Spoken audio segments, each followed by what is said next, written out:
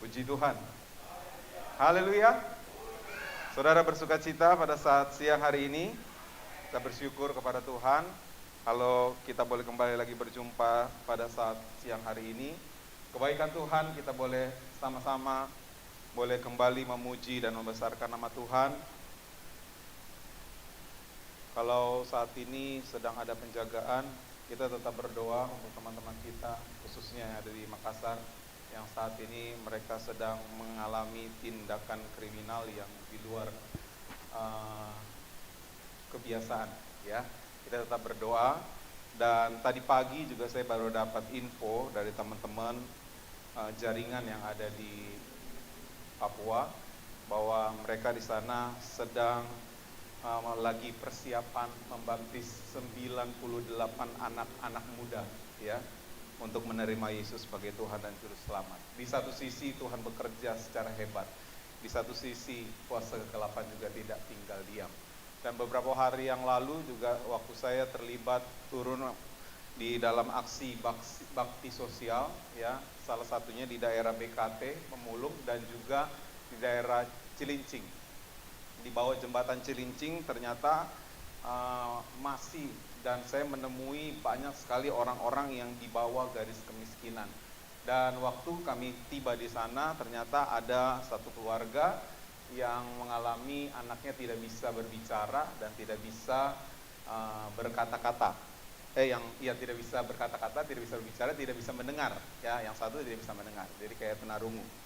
Dan karena ini adalah pelayanan tubuh, jadi kami sama-sama berdoa dan memang tidak langsung terjadi, ya, kesembuhan. Tapi waktu kami pulang, besok paginya orang yang bertanggung jawab sebagai PIC di sana melaporkan kepada kami, puji Tuhan, anaknya sudah bisa mendengar. Wah, kami lewat pelayanan ini tidak ada sesuatu yang perlu disombongkan, kembali lagi karena kita adalah pelayanan tubuh, ya, bukan pelayanan perorangan, ya. Jadi masing-masing kita bisa sama-sama untuk melayani Tuhan, dipakai Tuhan dengan cara bagaimanapun juga asalkan kita mau. Nah, dari sisi seperti inilah kuasa kegelapan pun tidak tinggal diam. Dia terus bergerak untuk membuat kita tidak nyaman. Tetapi bersyukur kepada Tuhan kalau kita Jemaat Immanuel Sukapura tetap terlibat ambil bagian, yaitu melalui doa, ya, melalui doa Selasa, Jumat, dan nanti juga akan dilanjutkan dengan rally doa puasa. Kita disebut gereja berdoa, ya, rumah berdoa. Ya, ini menjadi satu hal yang baik, ya, yang positif, ya. Walaupun kebanyakan orang, kebanyakan berdoa nggak ada action, tidak. Kita bukan tidak ada action, ya. Kita tetap berdoa dan kita terus bergerak, ya, melalui doa keliling, ya, melalui apa saja yang Tuhan percayakan. Termasuk Bapak Ibu Saudara datang di tempat ini untuk beribadah, ya. Saya tidak salahkan ibadah online atau ibadah onsite, apalah istilahnya, ya. Tetapi hati kita, tujuan kita adalah untuk bertemu dengan Tuhan, menghampiri Tuhan, untuk kita bisa mendapatkan berkat yang daripada Tuhan. Puji Tuhan, saat ini saya ingin membahas satu tema yang sering kali terjadi, yang dialami, yang dijumpai pada umumnya, ya. Saya mengutip ayat yang kita baca di renungan kita pada beberapa hari yang lalu. Coba dibuka di dalam 1 Korintus 13 ayatnya yang ke-11, ya. Saya undang kita bangkit berdiri, kita mau sama-sama bacakan ayat ini dengan suara yang jelas dan keras. Puji Tuhan. 1 Korintus 13 ayatnya yang ke-11. Sama-sama kita bacakan 2, 3. Ketika aku kanak-kanak, aku berkata-kata seperti kanak-kanak. Aku merasa seperti kanak-kanak, aku berpikir seperti kanak-kanak. Sekarang sesudah aku menjadi dewasa, aku meninggalkan sifat kanak-kanak itu. Puji Tuhan, silakan duduk. Ayat ini berbicara seputar dengan sifat anak-anak. Tema yang akan saya bawakan hari ini adalah mengenai egois, ya. Ya, egois. Nah, jadi egois itu kalau ditanya salah atau tidak. Banyak orang bilang, oh kamu nggak boleh egois. Ya, memang tidak boleh egois. Tapi Mau tidak mau, sifat dasar manusia pasti ada yang namanya egois. Dan kita bisa jumpai itu di mana? Anak-anak, ya. Benar gak? Kalau dia minta sesuatu, sampai dia belum mendapatkan, ya, dia pasti akan terus cari, ya. Dia terus akan minta dengan cara bagaimanapun juga, ya. Apakah dia nangis, ya, apakah dia dengan caranya dia, ya. Itu bukti egoisnya dia, ya. Sebenarnya itu adalah sesuatu yang baik, ya. Sesuatu hal yang sifat yang dia harus pertahankan, apa yang dia mau itu baik. Tapi kalau misalnya berlebihan, nah ini yang menjadi masalah, ya. Banyak sekali tidak juga muncul secara tiba-tiba. Apakah egois itu hanya ada di anak-anak? Oh enggak, ya. Justru bahkan ditemui saat ini orang tua pun yang sudah usia ABG, aku baru gocap, ya. Itu juga ditemui orang-orang yang egoisnya tinggi. Dimulai dari apa? Dimulai dari sifat yang suka, yang namanya anak muda bilang baper, ya. Coba lihat kanan kirinya, kamu baper nggak? Gitu. Hei bapak-bapak, ibu-ibu, tanya sama istri atau suami yang datang sama-sama, kamu baperan nggak? Ya. Atau anak-anak muda yang lagi bangun hubungan, tanya sama hubungannya, kamu baperan nggak? Gitu, ya. Ini adalah ciri-ciri yang kita jumpai, ya. Nggak langsung tiba-tiba, wah dia orangnya egois langsung kelihatan, enggak. Dimulai dari yang namanya baperan, ya.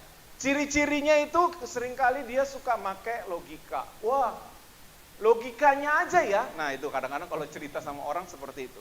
Logikanya aja, sepertinya apa yang dia sampaikan tuh benar. Padahal tujuannya, wah kira-kira kalau gue ngambil keputusan seperti ini, dilihat oke nggak ya? Ya, dilihat mantep nggak ya? Ada tujuan tertentu, ya.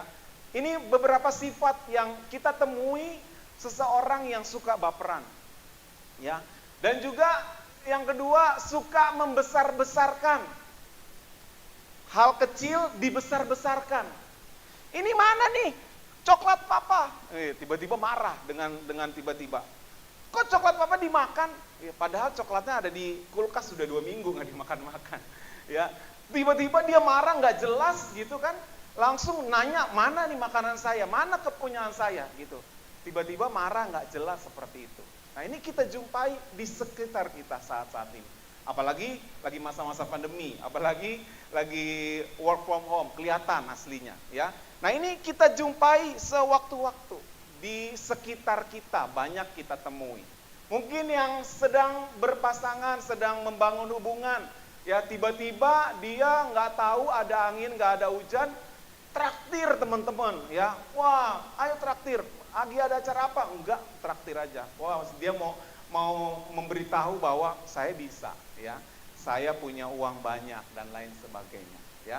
Dan kalau kadang-kadang pasangannya nggak butuh apa-apa, dia beliin gitu. Wah, ini baper model kayak begini bagus, biarin aja. Itu karena bagus, karena menguntungkan, ya. Dicari ya baper yang model begini, ya. Ada yang seperti itu, ya. Jadi karena ngerasa nggak enak, beliin aja lah gitu ya. Atau enggak, dia beliin apa ya? Dia, padahal dia nggak, ini apa ya, butuh apa ya? Tapi ya karena dikasih, ya udah. Jadi carilah model baper seperti ini. Ya, jadi ada juga orang tipe yang kalau baperan itu dia sukanya kayak semacam hampir seperti overprotective, ya. Maunya tahu di mana dia lagi ngapain, ya. Dia lagi makan apa, dia pulang jam berapa, ya. Nah, ini seperti itu, ya. Jadi dia harus tahu, wah kalau misalnya masih batas oke, masih batas nyaman, apalagi beberapa orang kalau diperhatikan gitu kayaknya ngerasa enak ya, wah GR, ada yang perhatiin. Tapi kalau misalnya bikin sampai nggak bisa napas, ya ada orang yang belum juga jadian, nelpon udah bisa miss call, bisa berkali-kali, bahkan sampai ratusan, ya. Ini orang ngapain sih kayak debt collector aja gitu kan. Nah ini kalau misalnya sampai dia merasa kayak nggak nyaman, nah ini perlu dipertimbangkan, harus dijauhkan. Dan yang terakhir, tidak mau kalah. Nah inilah benih orang-orang yang memiliki sifat egois mulai dari baperan yang suka tidak mau kalah. maunya pendapat dia yang didahulukan. Maunya perkataan dia yang didengarkan. Maunya apa-apa harus dia yang didengerin. Kalau enggak, dia bisa marah, ya. Dia bisa kesel, ya. Di mana kita bisa temukan? Di mana-mana ada, ya. Bahkan di dalam tim pelayanan pun saya menjumpai seperti itu. Dia masih muda? Enggak, udah tua, udah punya anak dan lain sebagainya. Nah, ini kembali kepada respon hati kita, ya. Supaya kita bisa menyadari dan kita bisa menempatkan diri, ya. Supaya kita bisa diterima dimanapun juga, di kalangan kita, di komunitas kita. Ya, di dalam renungan itu Maurice Wagner berkata bahwa masalah yang paling umum terjadi dalam suatu hubungan dengan orang lain adalah kecenderungan untuk mengendalikan seseorang, ya, sesuai dengan keinginan dia. Ini seperti nafsu, ya, nafsu. Jadi dia menghalalkan segala cara untuk kepuasan dia, ya. Beda dengan kasih, ya, memberikan segala sesuatu untuk kebaikan orang lain, ya. Itu bedanya kasih dengan nafsu. Nah, ini yang dikatakan kalau misalnya sudah muncul namanya sifat egois, dia sedang mengendalikan seseorang, mendrive seseorang untuk mengikuti seperti apa yang menjadi maunya dia. Ada nggak tokoh-tokoh dalam Alkitab yang kita bisa belajar supaya kita bisa melihat bahwa kita harus mewaspadai, ya. Kalau misalnya egois ini dibiarkan, itu akan menimbulkan sesuatu hal yang tidak baik, tidak mendapatkan efek yang tidak baik, ya. Kalau misalnya egois ini berubah menjadi egoistis, ya, harus memaksakan kehendak, tidak mempedulikan apapun, ya. Nah, ini harus kita perhatikan sama-sama, ya. Kita belajar di dalam Alkitab, Bapak Ibu Saudara tahu yang namanya Lot, ya. Dia adalah anak dari Haran, ya, saudara dari Abraham. Dia adalah seorang yang baik, ya. Kalau di dalam Alkitab kita baca Lot itu baik atau enggak? Baik. Kaya atau enggak? Kaya, ya. Bahkan di dalam satu tempat itu kenapa dia pindah? Karena dia punya kekayaannya Abraham, kekayaannya Lot udah terlalu banyak. Sampai negeri itu enggak muat. Jadi kaya, pintar. Jadi kalau orang kaya, pintar, bisa manage dan lain sebagainya. Tapi waktu diperhadapkan dengan sesuatu pilihan, nah ini muncul yang namanya egois seorang Lot, ya. Dia diberikan kesempatan oleh Abraham, ya. Diberikan kesempatan oleh pamannya, oleh tulangnya lah. Kaulah duluan pilih, di mana kau mau pilih, ya.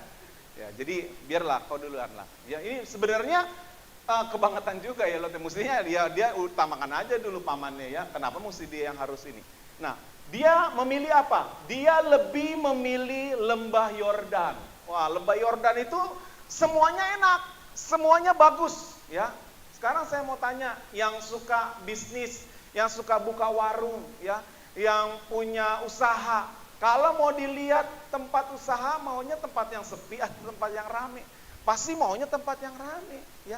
Kalau misalnya mau buka apa nih, ya? Oh, pasar kelontong, saya mau jual sayur-sayuran. Lebih milih mana? Buka di jalan siang atau di proyek? Pasti dia akan lihat, oh di proyek lah, orang proyeknya rame gitu kan. Pasti dia akan lihat seperti itu. Begitulah juga Lot. Dia melihat sesuatu yang enak, dia milih lembah Yordan, ya. Tujuannya apa? Wah, bisa diprospek, ya. Bisa tujuannya supaya menjadi kaya raya, ya. Dia nggak peduli dengan resiko. Di situ ayatnya dicerita tentang Lot ini. Di lembah Yordan itu ada tinggal yang namanya orang-orang Sodom, ya. Orang-orang Sodom itu dikatakan oleh firman Tuhan mereka sangat jahat, ya. Jadi kalau misalnya sangat jahat itu seperti apa? Coba dideskripsikan. Sangat, ya. Jadi segala macam kejahatan mereka lakukan. Tapi dia nggak peduli, ya. Ada istrinya, ada anak-anaknya, dia nggak peduli. Yang penting tujuannya bisa tercapai. Dan pernah juga mereka, Lot ini pernah ditawan, ya. Toh Abraham juga yang menyelamatkan, ya. Tetapi ya namanya sudah sudah memilih, ya, dia kembali lagi kepada pilihannya sampai pada akhirnya harta bendanya habis, ya. Orang yang dikasihi habis, ya. Jadi banyak sekali ketika diperhadapkan dengan satu pilihan dengan dasarnya tidak benar, ya, apalagi dasarnya iri hati. Wah, dia aja bisa, saya juga mau, saya mau cobalah, gitulah. Ya, kira-kira. Di dalam Yakobus 3 ayatnya yang ke-16 di situ dikatakan, sebab di mana ada iri hati dan mementingkan diri sendiri, ya, ada iri hati dan mementingkan diri sendiri. Iri hati dan egois itu istilahnya apa ya? Kapelan lah, ya. Jadi ini sohib nih, ya. Jadi kalau dia udah bersatu, akan terjadi kekacauan dan segala macam perbuatan jahat. Jadi yang kita bisa ambil dari kejadian Lot ini, sifat egois itu membawa kehancuran bagi diri sendiri dan juga orang-orang yang ada yang kita kasihi, ya. Bisa bayangkan waktu ketika orang Sodom datang, ya, dia mau kerjaan itu tamunya si Lot, yang dikasih apa? Anaknya, ya. Ini kan sesuatu hal yang bertolak belakang, yang sebenarnya dia sebagai kepala rumah tangga harus menjaga, tapi dia nggak pedulikan, ya. Nah, ini yang terjadi. Jadi sifat egois itu membawa kehancuran bagi diri sendiri dan juga sekitar, khususnya orang-orang yang kita kasihi. Jadi oleh sebab itu kita penting bertanya. Ketika kita diperhadapkan dengan satu pilihan, kita tanya Tuhan, ya. Di dalam Bilangan, situ cerita tentang bangsa Israel. Tuhan bilang jangan pergi, jangan maju, ya. Malah Israel apa? Nekat dia naik ke gunung. Waktu benar dibilang di situ nggak ada Tuhan. Tapi mereka nekat, ya. Nggak peduli. Saya kan udah biasa berperang. Orang Israel banyak sekali panglima-panglima yang hebat, ya. Tapi ketika disampaikan jangan, Tuhan tidak ada di sana, mereka nekat. Akhirnya apa? Orang-orang Amori dan orang Kanan turun dan mengacaukan mereka. Inilah akibatnya ketika kita diperhadapkan dengan satu pilihan, tapi kita tidak melibatkan Tuhan. Justru malah keakuannya yang bicara. Nah, ini bahaya. Dan pada akhirnya dia kehilangan harta benda. Istrinya menjadi apa? Tiang garam. Ya, keturunan anak-anaknya menjadi bangsa yang pemberontak. Ini yang menjadi hal yang dimulai dari apa? Egois. Yang kedua, kita belajar dari Salomo, seorang raja yang luar biasa, ya. Dia adalah anak daripada Raja Daud. Siapa yang tidak kenal Salomo? Ya, semua, apalagi kalau kita baca Mazmur, semua syair-syairnya itu luar biasa. Di situ dikatakan bahwa dia terkenal dengan hikmatnya yang luar biasa, ya. Hikmatnya Salomo itu luar biasa, ya. Tidak ada yang seperti dia. Kalau Bapak Ibu Saudara baca dalam 1 Raja-Raja 3 ayat 12 itu, di situ jelas dikatakan bahwa tidak ada sebelum dan sesudah dia, tidak ada orang seperti dia. Tetapi di 1 Raja-Raja 2 ayat 11, 1 Raja-Raja 11 ayatnya yang ketiga, di situ dikatakan dia memiliki istri sebanyak 700. Wah, gundiknya 300. Siapa yang minat jadi Salomo? Jangan. Susah, ya. Pasti tidak mau. Wanita-wanita pun juga pasti kalau ditanya jujur pasti nggak mau, ya. Maunya satu untuk selamanya. Amin. Nah, ini yang terjadi, ya. Ternyata pengetahuan dan kebijaksanaan Salomo itu nggak sanggup mengontrol dia punya keegoisan, ya. Firman Tuhan di dalam Filipi 2, coba buka Filipi 2 ayatnya yang ke-3. 3 bagian B dimulai. Di situ dikatakan, sebaliknya hendaklah dengan rendah hati yang seorang menganggap yang lain lebih utama daripada dirinya sendiri. Dan janganlah tiap-tiap orang hanya memperhatikan kepentingannya sendiri, tetapi kepentingan orang lain juga, ya. Kalau dibaca di 1 Raja-Raja pasal 11 ayat yang keempat, di situ katakan Salomo gagal ya melakukan firman yang sudah dikatakan ini ya. Dia tidak memperhatikan orang lain, bahkan dia hanya fokus kepada kepentingannya sendiri ya. Bahkan di ayat itu dikatakan dia berpaling ya, istri-istrinya ya. Istri-istrinya Salomo itu bukan istri-istri biasa ya, firman Tuhan katakan. Jadi bukannya mentang-mentang dia raja, dia datang, oh ini ada cantik, udah jadi istri saya. Enggak. Ya, firman Tuhan dikatakan istri-istri Salomo itu yang 700 itu adalah orang-orang bangsawan, ya, orang-orang kaya, orang-orang pintar, tetapi dia tidak bisa membawa seluruh istri-istrinya ini takut akan Tuhan. Justru malah dia berpaut kepada ilah-ilah yang disembah oleh istri-istrinya ini. Dimulai dari apa? Dimulai dari egois yang berlebihan. Nah, ini yang terjadi akibat dia mendua hati, ya, kerajaannya hancur. Memang di zamannya dia tidak, karena janji Tuhan terhadap Daud tidak. Tetapi waktu turun ke anaknya, kita bisa melihat kerajaan Salomo semakin hari semakin hancur, ya. Tidak ada penyertaan Tuhan di sana. Nah, ini akibat dari egois yang berlebihan, mendua hati, ya, tidak fokus kepada Tuhan, ya, hanya menganggap bahwa oh saya pintar, saya bisa, saya berpengalaman. Nah, ini menjadi pelajaran buat kita hari-hari ini, yang kita hidup di zaman ini. Ini menjadi satu cerita yang kita bisa lihat bahwa Tuhan itu luar biasa menempatkan kita di zaman ini. Ya, ada maksud dan rencana Tuhan, bukan satu kebetulan.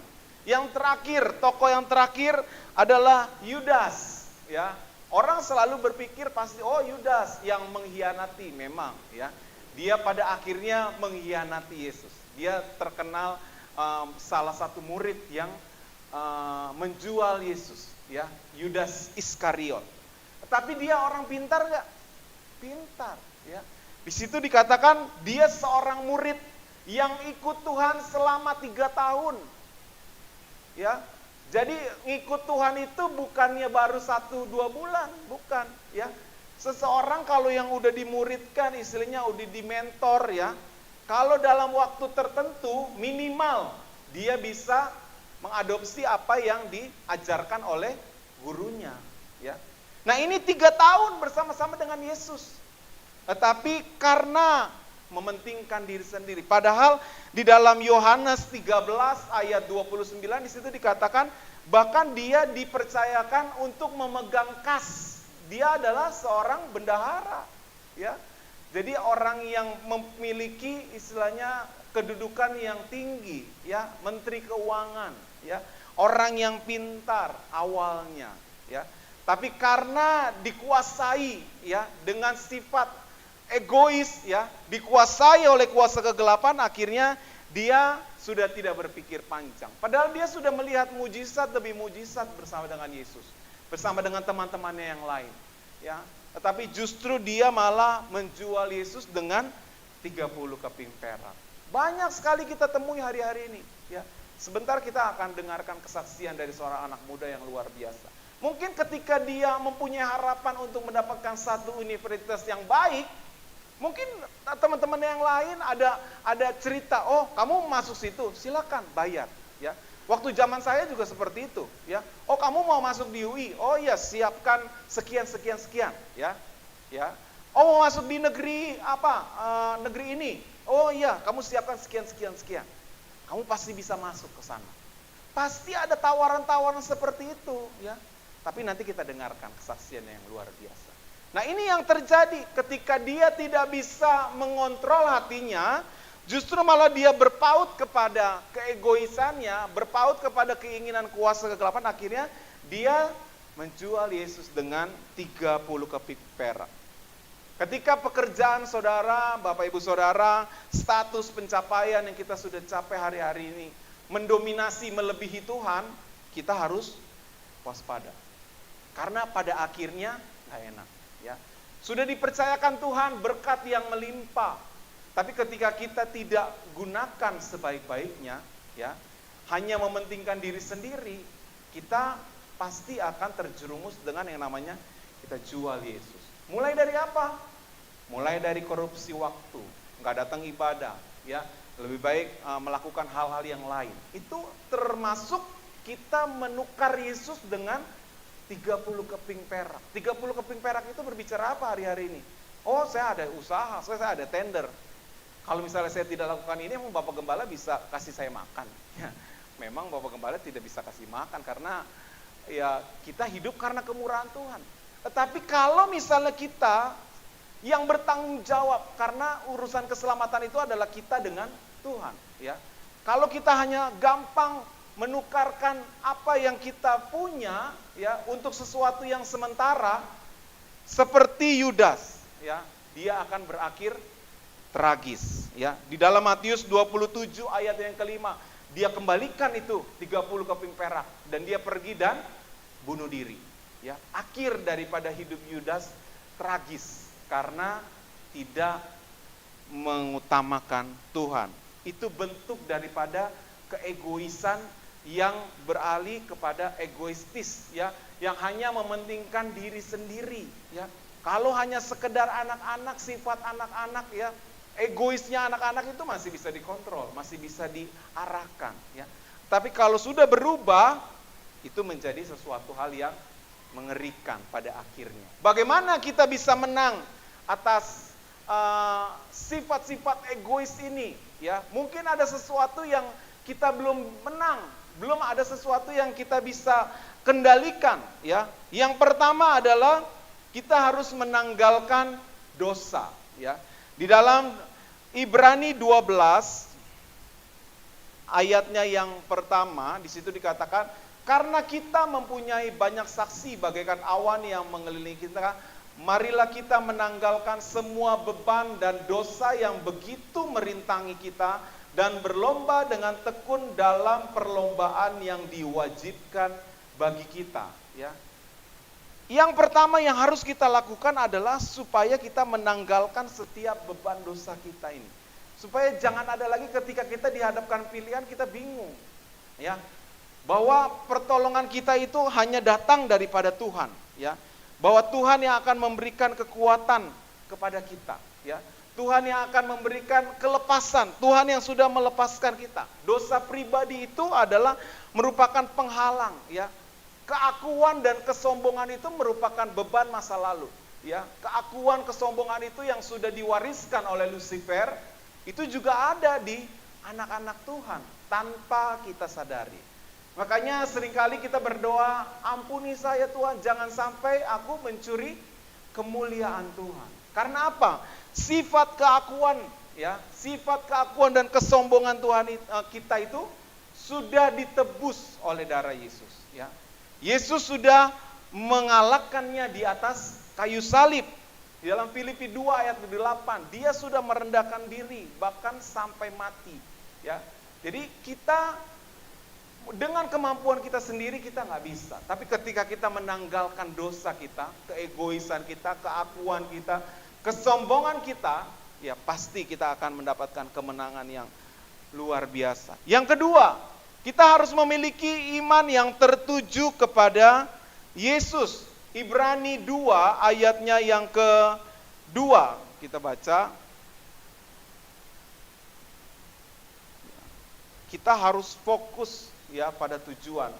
Sebab kalau firman yang dikatakan dengan perantara malaikat-malaikat tetap berlaku, Ibrani 12, ya, Ibrani 12 ayatnya yang kedua. Ibrani 12.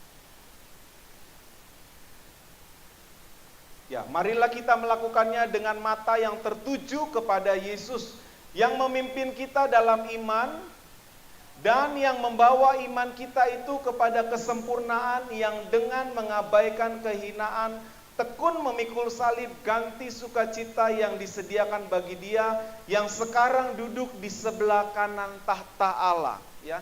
Jadi hal kedua supaya kita bisa menang atas egois adalah supaya kita tetap tertuju, iman kita tetap tertuju kepada Yesus. Fokus kita harus jelas, ya, kepada sesuatu yang ada di depan kita. Jadi kalau misalnya seperti di dalam gelanggang ya olahraga, kita sedang lomba lari ya. Nah, mungkin kan ketika kita lagi lari tiba-tiba kita berhenti ngopi dulu ya. Kita lari lagi, makan dulu, lari lagi, ngobrol dulu, nggak bisa, nggak nyampe-nyampe ya. Tujuannya adalah garis finish ya. Supaya kita tetap fokus. Mungkin ada tantangan, ada rintangan ya, ada hambatan yang dibuat ketika kita sedang lari, itu pasti ada ya. Tetapi ketika kita fokus kepada tujuan, kita pasti akan menang. Iman tertuju kepada Yesus, Tuhan yang akan memberikan kekuatan kepada kita. 2 Timotius 2 ayat yang kelima, di situ dikatakan seorang olahragawan hanya memperoleh mahkota sebagai juara apabila ia bertanding menurut peraturan-peraturan olahraga ya. Ketika iman kita tertuju kepada Tuhan, ada hal-hal yang Tuhan sudah sediakan. Begini caranya ya, supaya kamu bisa mendapatkan mahkota. Panggilan surgawi itu sudah tersedia bagi kita anak-anak Tuhan. Dan kita harus terus fokus, jangan sampai kita dikaburkan dengan ilah-ilah dunia ini, dengan tawaran-tawaran dunia ini saat-saat ini, sehingga kita masih terikat dengan keegoisan kita ya. Yang terakhir, kita harus hidup dalam kasih karunia Allah ya. Jika kita masih ada kesempatan hidup saat ini semua karena pertolongan Tuhan ya. Bukan karena kuat dan gagah kita ya, tetapi semuanya karena kebaikan Tuhan. Bukan berarti kita kan hidup dalam zaman kasih karunia, kita enak-enak aja, tidak ya. Justru kalau dikatakan kasih karunia itu sepertinya seolah-olah itu enak, tetapi kita harus hidup dengan penuh ketaatan ya. Tanpa ketaatan kita tidak akan bisa ya. Kita tidak akan bisa menikmati kasih karunia itu ya. Bahkan Paulus katakan, apakah aku harus berbuat dosa yang berlebih-lebihan supaya aku bisa merasakan kasih karunia yang melimpah-limpah? Tentu tidak ya.